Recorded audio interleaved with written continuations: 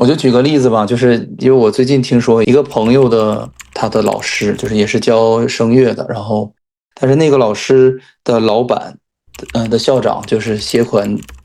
跑路了，然后他们都相处都10多年，将近20年了，他没有发现他是这种人，而且这个事情就是严重到，第一是这个校长拖欠了这些老师2个月的工资，第二点是有嗯，很多家长是刚刚续过费的，比如说半年的时间，那么老师是不能跑的，因为老师的这些学生他还要继续去教，所以说老师不仅损失2个月的工资，还要继续去承担接下来家长剩余的这些课时，还要免费去教这些学生，最长达到啊，半年啊。为啥会这样呢？不是说因为老师只是雇员而已嘛，他们是跟公司签的合同啊，这个声乐培训机构签的合同，老师只是作为一个打工人而已了。我明白你的意思是这样的，因为就是家长跟老师之间的这个关系是非常紧密的，也就是说，除非这个家长你就是不想再要了，这个学生你不要了，如果说你要继续要他，继续教他的话，那这个责任这个锅只能是老师自己来背，因为比如说这个学生可能已经学3年了，学4年了，是个老学员，或者说老师不会轻易的哦，就因为这种半年的课时费就把这个家长就扔掉或者甩掉的。第一是家长肯定是不同意的，会来找你的，对吧？因为校是的，长跑了，老师还嗯在。第二点，这个学员我们可能想保住他，想留着他，继续的在我这学习，所以我可能宁可牺牲这半年的课时费去免费教他，那换来他未来的这个其他的收益嘛。所以说，嗯，这个事情其实如果发生在我身上的话，我觉得就是不可思议的。但是发生在别人身上，我都会觉得有点诧异，因为这些老师，这几个老师他不是一般的老师，属于我们大连这个地区比较厉害的老师，然后学生也是量嗯非常的大，比我们这种普通的老师要一个月赚的多得多，就一个月都是要过万的。所以说他们的直接的经济损失是非常非常多的。但是这个事儿它真的就是发生了，而且他们这些老师第一时间就去报警了，然后，嗯，然后他们所有人的表述都是说根本就觉得一头雾水，因为觉得这个人这个校长是不可能背叛他们，或者说干出这样的事情的，但他真的就是跑路了，携带着所有的这些学员的这些课时费就跑了，嗯，那岂不是然后可以申请破产清算了的？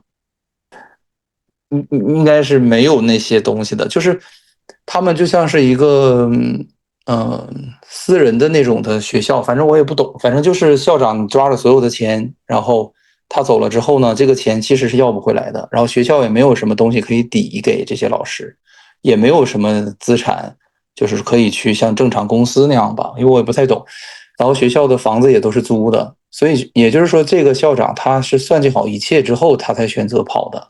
肯定好吧，是，嗯，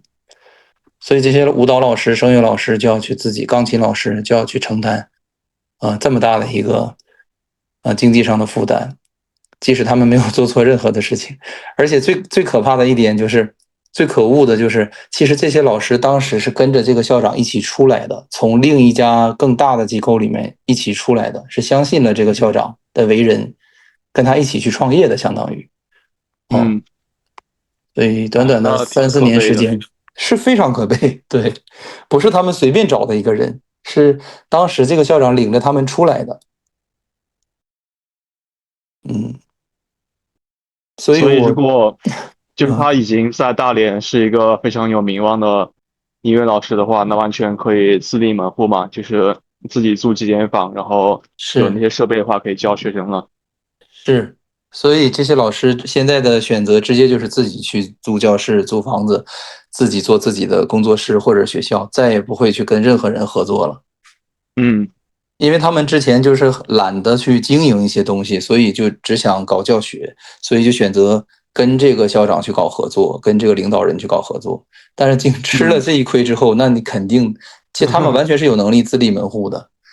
只嗯不过就是说，哎，他们已经合作很多年了，已经相互依赖习惯了而已。所以，我觉得人与人之间其实没有本质上的一种信任。就即使这个人你认识了10年、20年，你们经历了很多风风雨雨，但并不代表说这个人他一定不会去害你，或者在利益面前，他不会暴露一些他真实的本性。嗯，就可能他这个钱太多了，可能达到50万啊、80万呐、在这个校长的手里，他可能面对这个诱惑，他就有点动心了。因为整个学校的运营是盈利的，并不是说效益不好。对，那可能那个校长太短视了，或者是怎么样。对对，他就是觉得我一年赚10万，我不如直接拿这个80万我就跑掉，我这样8年的收益我直接揣在兜里，然后我也不用再去经营了，再去对吧，付出任何的劳动了。其实这些挺没意思，因为就是他如果生活在离中国比较近那些欠发达国家嘛，他生活也不会比中国更好。他去发达国家，那几十万也不够用。是，是你这个想的挺好的，我觉得，我也是在想，你说他能会跑到哪儿呢？不知道，还是嗯，说他自己犯了什么事儿，所以不得不跑了，躲避一些制裁。也有可能吧，就是反正就是超乎所有人的意料，突然就跑了。因为你想想，在拖欠工资的时候，大家都是选择相信他，并没有察觉到任何的一些端倪。嗯，啊，但是我觉得就是这样的事情，我已经不是第一次听说了，就是类似的事情吧，有好多好多，无论是骗子也好，还是真的，这个社会远远超过我们想象的，就是险恶吧。以前其实三线建，真的，我觉得电影和电视剧其实已经美化了很多东西了。对，现实我以前生活中的婚姻挺痛苦的。嗯，你说，我以前挺喜欢看爱情片，还有婚姻家庭片嘛。然后嗯爱情片一般都比较美好嘛，但是豆瓣高分的婚姻家庭片有挺多，还是比较写实，甚至有些嗯，黑暗的那种。对，就是我听到了很多人的真实的故事之后，我就感觉，包括一些访谈呐、对吧？那种纪录片，我就觉得现实嗯，的人生，或者说婚姻呐、事业呀、然后对吧？爱情啊、人际关系，其实要比很多电视剧写的还要就是呃不可预测，然后或者说人性的那个不好的东西，就是比我们想象中还要糟糕。而且嗯，很多人他是非常复杂的，他可能呃表面上或者说你跟他相处10年20年，你都不会觉得他是一个怎么样不好的人，自私啊，或者是嗯对，我老家以前汉中嘛，就是三线建设时期有挺多国营工厂还军工厂搬过来，然后到了改革开放还21世纪的时候，很多厂也逐渐经营不善、破产倒闭的，就特别像东北那些老工业区。我每次看东北的那些有关于国产国营工厂或者是那种老工厂的电影，都觉得就是在讲我老家的那种历史，也是有很多工厂，因为不管是它国企转私企啊，或者国企经营不善，最后都破产倒闭，然后很多工人就下岗，要么再就业，要么出去打工，是这样子。嗯。就是并没有大家想象中的那么的牢固。其实时代的变化也好，或者人性的变化，就很多东西都是非常有时效性的。可能一天两天你是看不到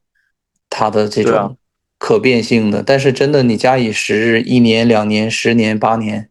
啊，没有什么是不变的。对，嗯，所以说我觉得这个世界，其实我们面对的更多的是未知。我们，嗯，嗯，就人总是很傲慢，总是觉得自己能掌控一切，然后很聪明啊，或者可以趋利避害啊。但是我越来会越觉得，其实真正有智慧的人，他会觉得自己其实什么都掌控不了，因为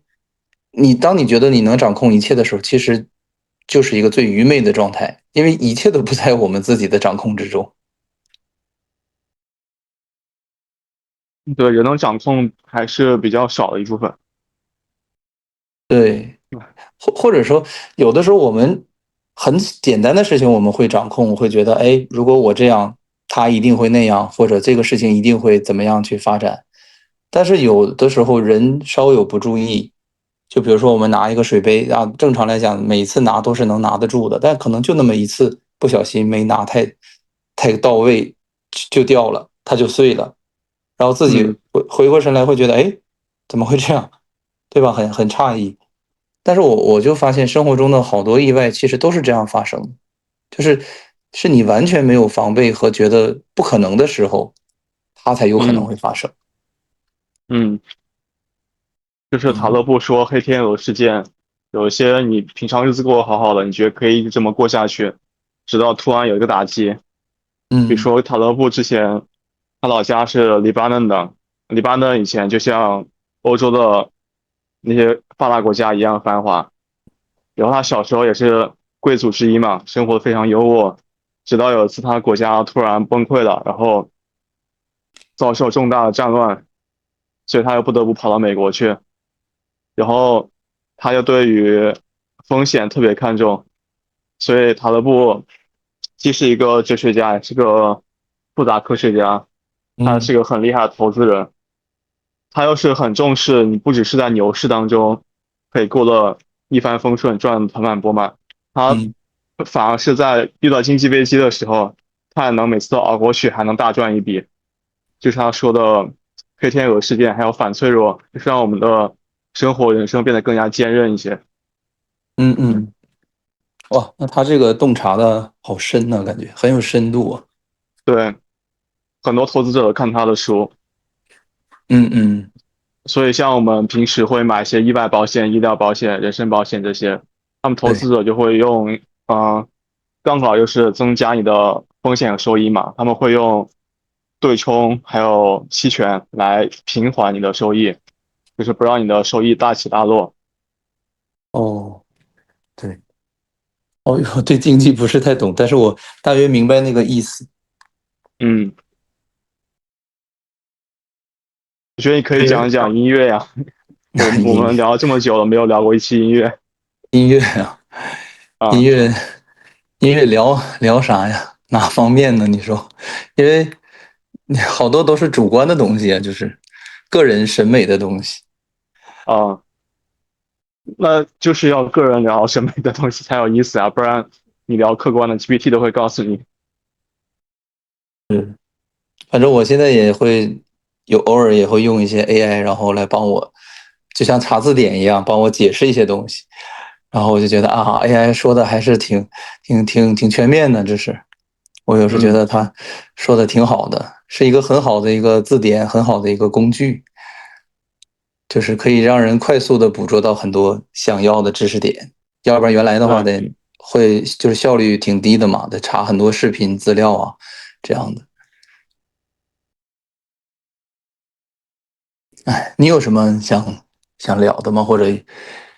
觉得有什么问题啊？大家想去探讨的吗？因为哎呀，我感觉我的大脑比较空现在。没什么。那就是说你之前的话题说，就是我上周